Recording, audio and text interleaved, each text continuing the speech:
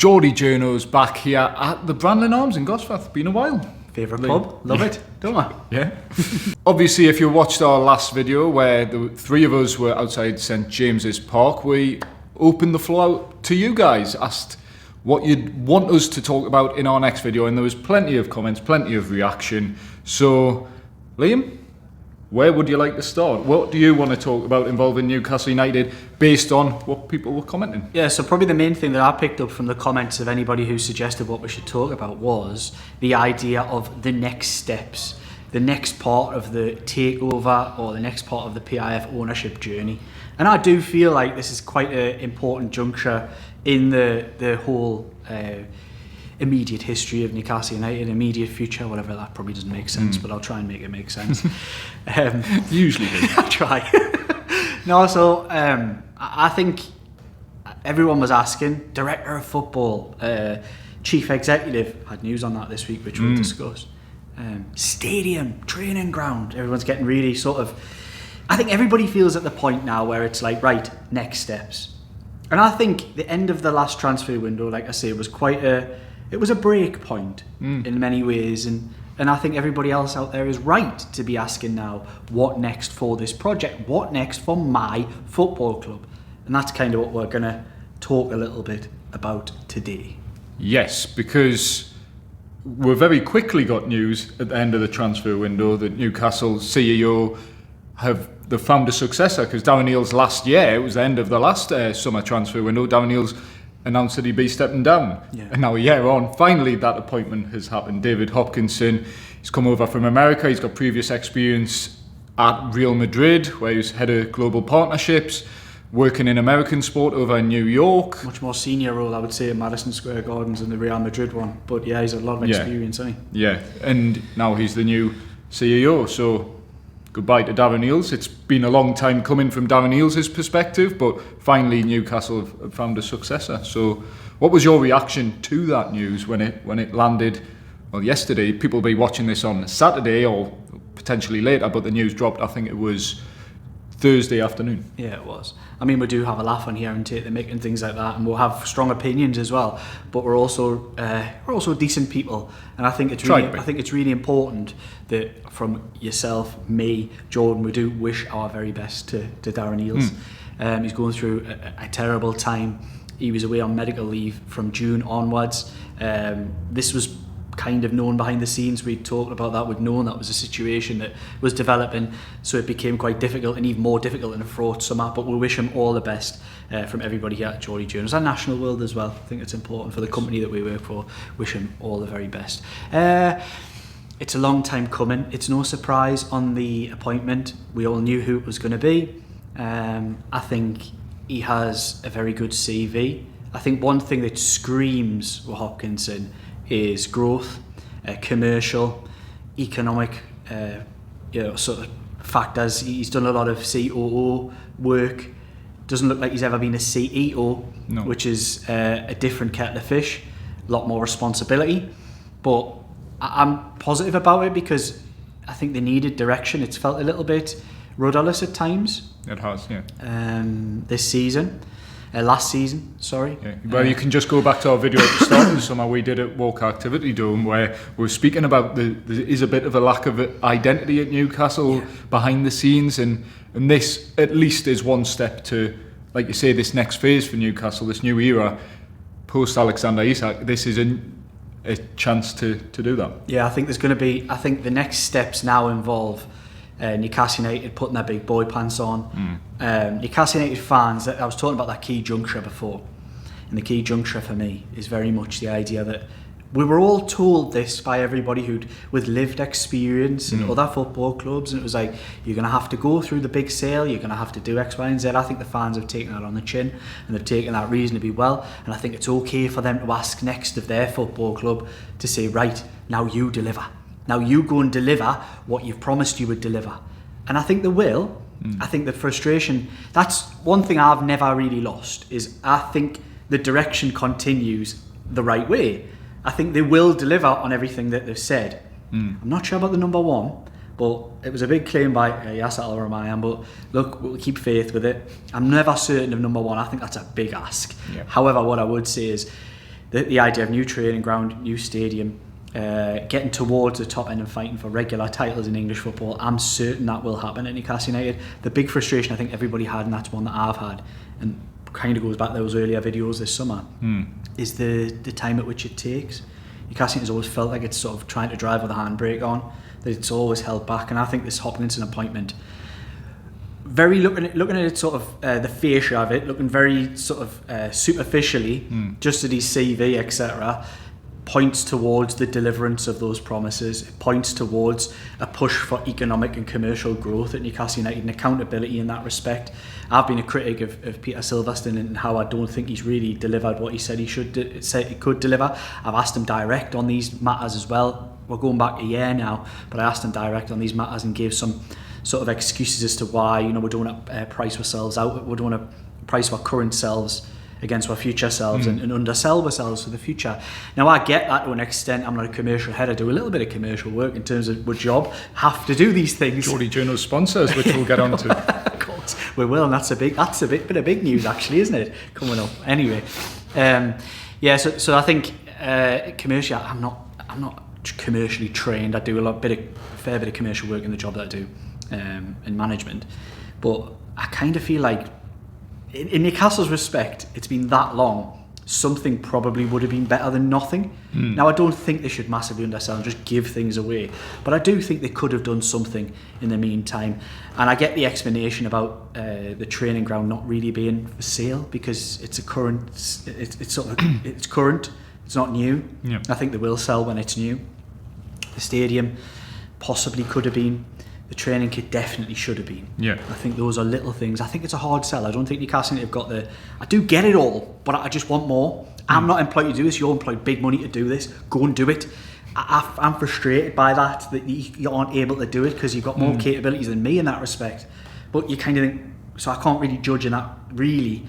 But I just wish they'd done it. Go and do these things. Other clubs managed to do it. You look on websites of clubs way down the list from Newcastle United and have lists upon lists of sponsors. You could have done a bit more. That's always been my frustration. I think that accountability comes with a commercially driven CEO.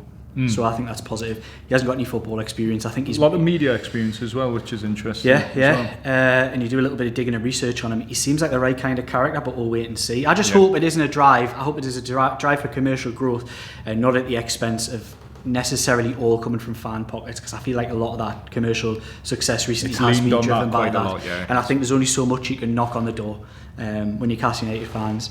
The football club is based in one of the most economically deprived areas of the UK. Like there's no getting away from that. I love Newcastle, but there is only so much money in the pot. You can only keep going to the well so much, and I think they're at that point. I was talking a day earlier on with the lads at Newcastle World. I was saying, in many ways, we're having two kids myself. The ticket prices for Premier League games are starting to price me out.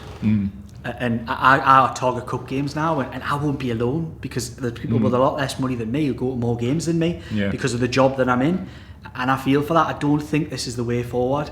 I see look, if you've got enough money to go corporate, fair enough, but the prices of the corporate tickets now are literally pricing people who I know with a lot of money out of going to them. It's become a bit too much in that respect. So I hope the economic commercial growth doesn't come at the massive expense of fans, because you're going to lose a lot of what makes Newcastle United special. But that's football. That's the way it's going. On Darren Eales, I think, look, if you look back over, I think it's been a patch job. I think some of it's been good, some of it's been bad. Go back in our previous videos and criticise certain things that have happened, been positive about other things.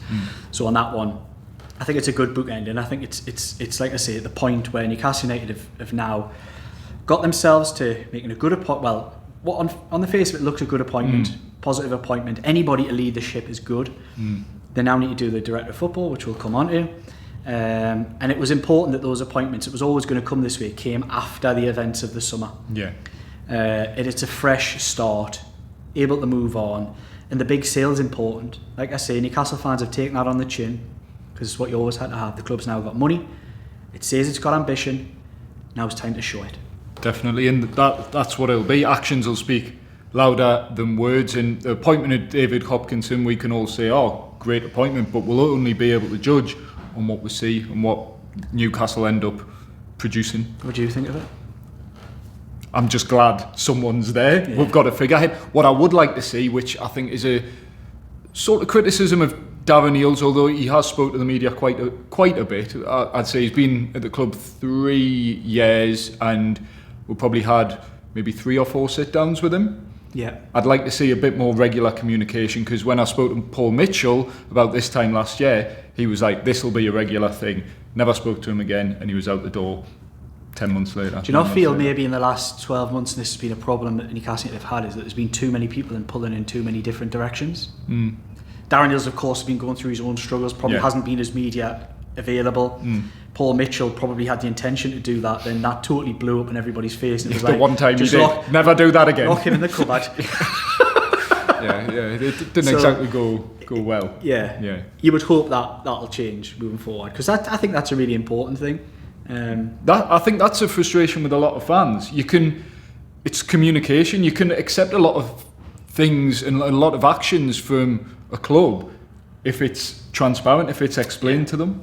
And I think that was maybe an issue a little bit last season. As much as Newcastle had a very successful season on the pitch, it's the sort of blurred lines in Newcastle.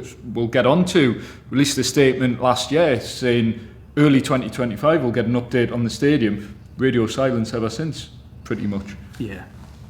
I think a lot of it's been, there's been a status status because of these appointments needing to be made, and I think we'll see fingerprints of the new guys all over the next few steps. I think it has to be that way. So that kind of brings on to the director of football thing as well. We know pretty much it's going to be Ross Wilson, isn't it? Yes, of former or potentially former Nottingham Forest, former Rangers, a few other football clubs in the mix as well. Has another one with a bit of a checkered history in terms of the jobs he's done at certain football clubs, all different roles. One thing I'm told, which is a real positive, is, and I think it's important. Now I'm going to caveat this before I even say what I'm going to say. I don't think it's essential that a director of football and a manager are friends or get along or whatever. They have to be able to do a job together. I've worked with plenty of people, and so will you, and so will all of you guys out there, that you work with and you work well with, but you wouldn't go for a pint with them. You don't really, you're not a friend. You don't speak outside work. You'll speak in work, and then you'll never speak again. And that's the end of that. You don't have to get along. But I think it's important, after the history of what's gone on at Newcastle United, for that synergy to be there. And I'm led to believe there is, I'm not saying they're friends, but there is already a synergy between the potential, a director of football and the coaches and management structure at Newcastle United. I think that's key. Yeah, very much so. Because Eddie Howe, his coaching staff, they've known each other for a long time.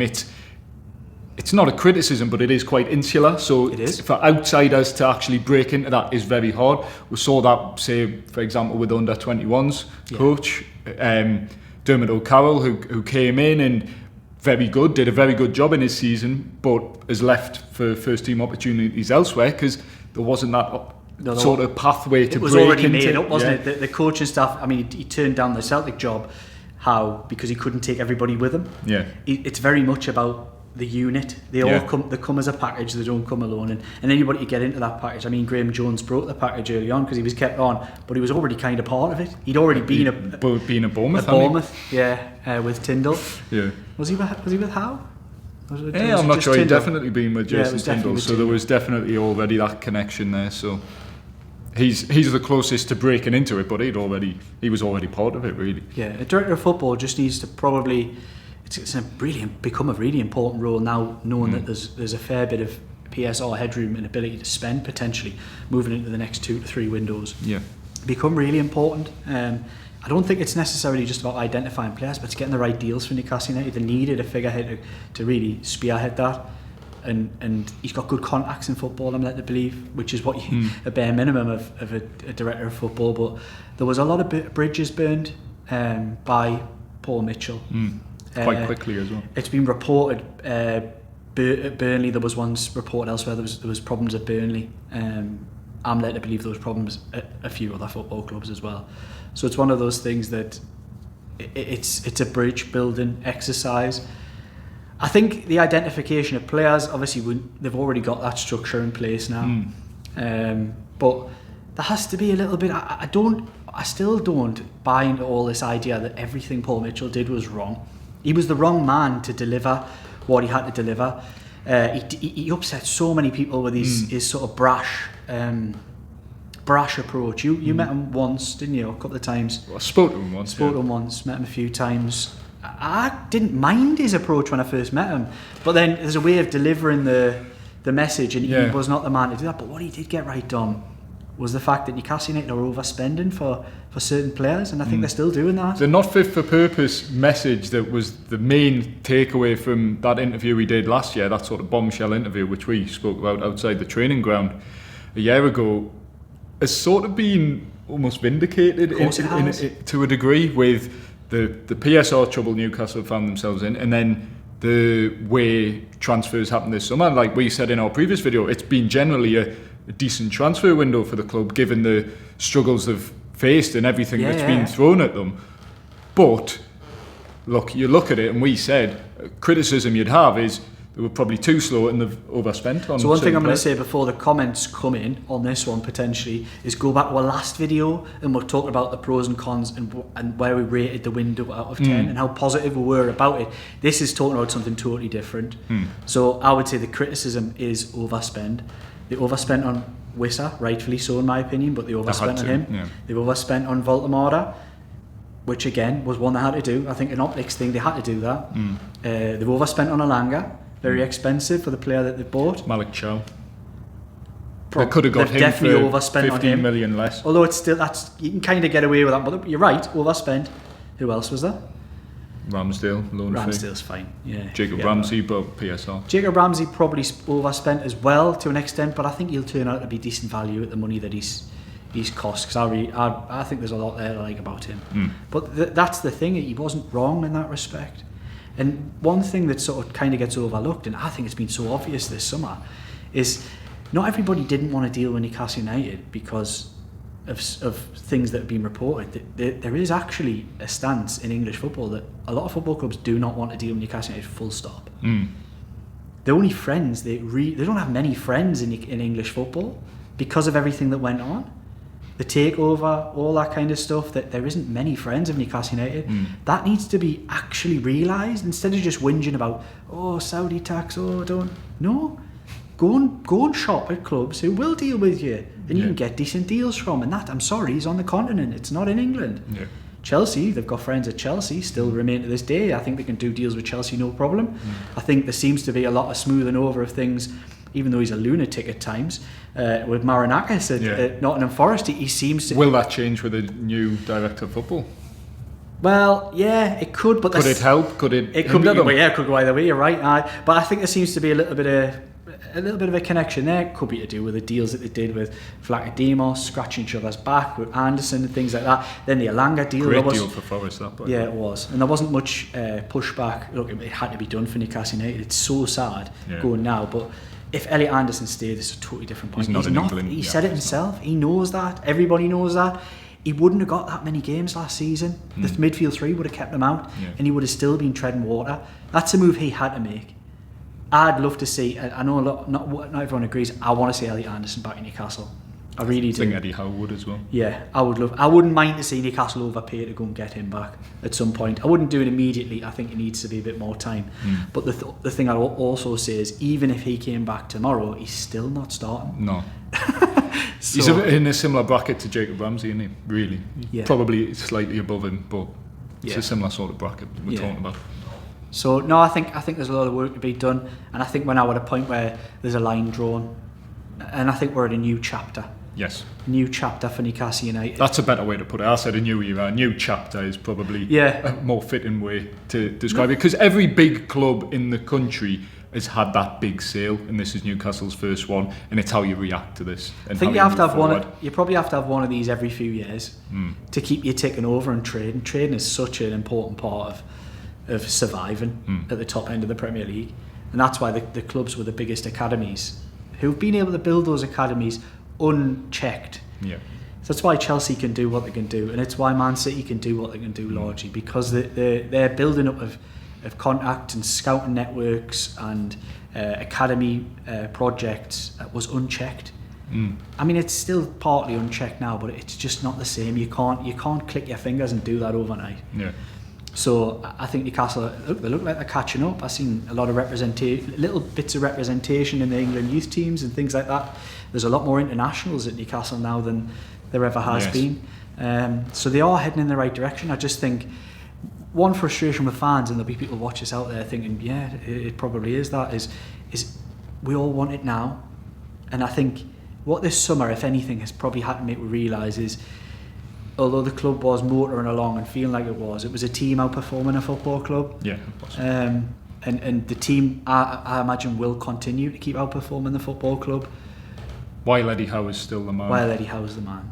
And look, we've been critics of Eddie Howe on certain things, and I'm telling you now, this season we will be critics of Eddie Howe again, because that's our job.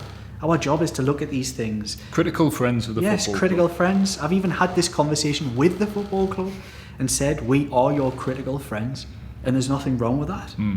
We any criticism we ever have, and I said this to the football club direct, is that any criticism we ever pull out from you, from me, from Jordan, or even from the other lads at National World, is it always comes from the right place, because every single one of us, Joe Buck included, Charlie Bennett included, the 5 lads who work at National World, it's all in there. We're all Newcastle. First Newcastle United fans. So if we criticise, it's never coming with an agenda, it's never coming from a bad place, it's actually coming always from the point that we want, first and foremost, Newcastle United to do better or do well. It's never from a point of malice or anything like that. So I think that's always important to point out. Definitely. Do the sponsors. Yes. Well, it was a nervy time for Geordie Journos because our sponsor contracts were coming to an end. So worried our Geordie Journos sponsors wouldn't renew? Don't be. Comply IT Limited. Worrying about disposing of your old IT equipment? Don't be. Comply IT handle everything. Secure collection, detailed tracking, and certified data destruction. That's Comply IT Limited. Four Rivers Financial Planning offer holistic financial advice for all stages of life, ensuring your plan remains robust and adaptable in the ever-changing world we live in. Right, that was your sponsors.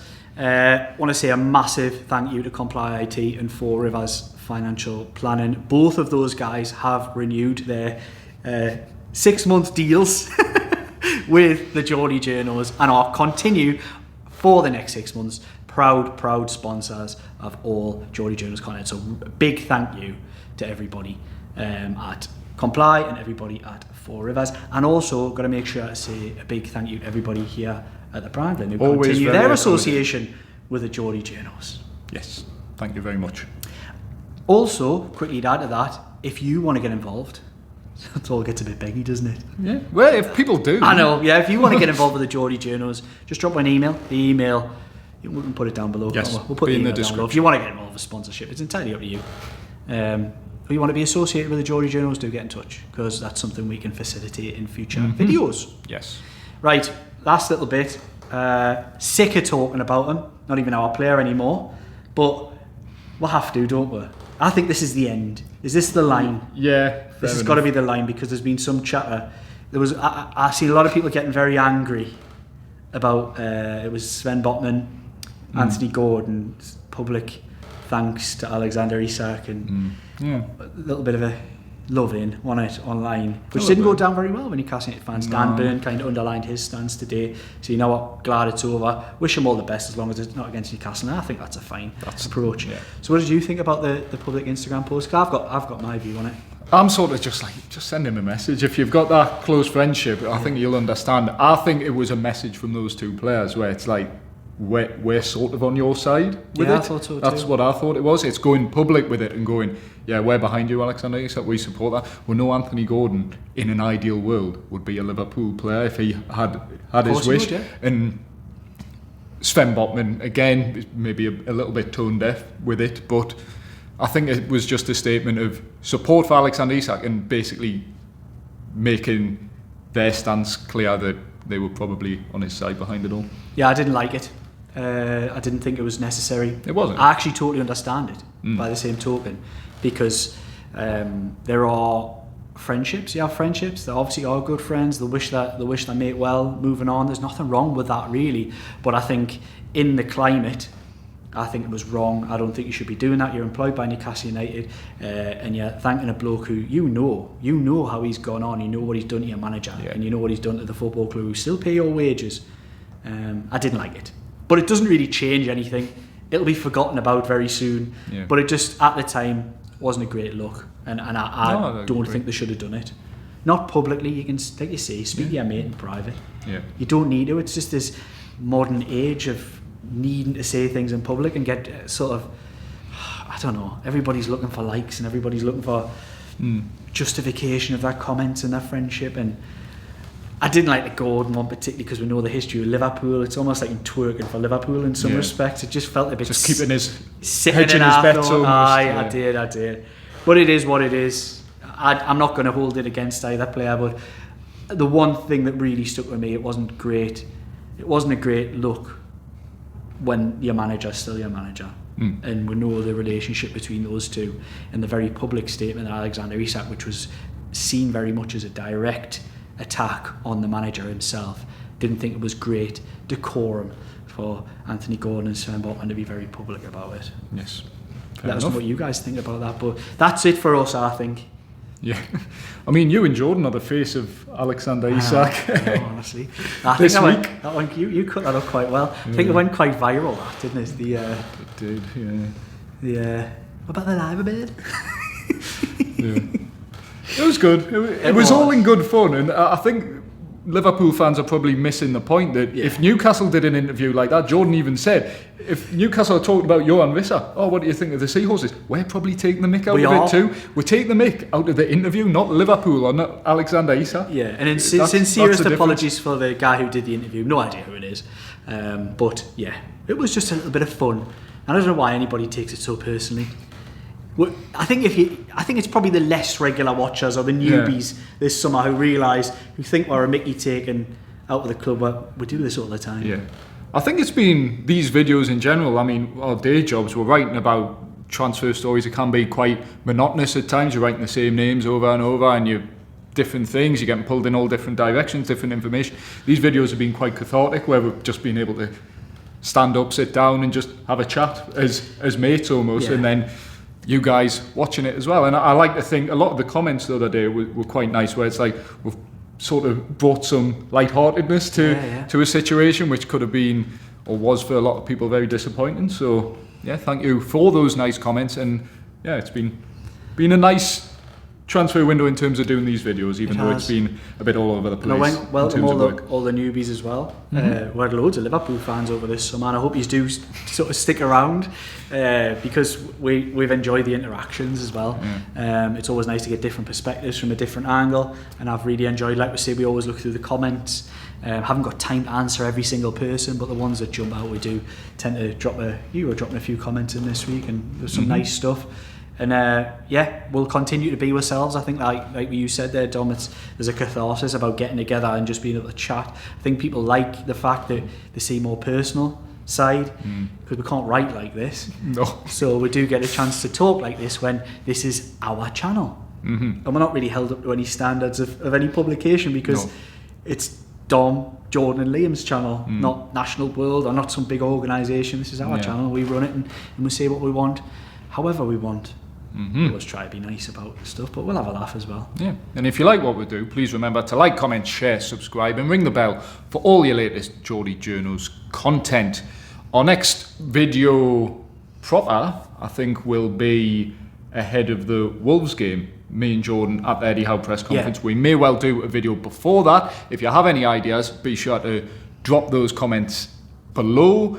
But that'll be definitely the next video I'll be doing with Jordan. Yeah, I'd be surprised if we'll drop one in between, but if there's a big push for everybody wanting to do one. Hey, some news could break, you never know. Yeah, of course. Wouldn't be a surprise, would it, the way this summer's gone? Right, as Dom said, like, comment, share, subscribe for all your Geordie Journos content. It's been a pleasure. Good afternoon, good morning, good evening, wherever you watch this around the world. We've been the Geordie Journos.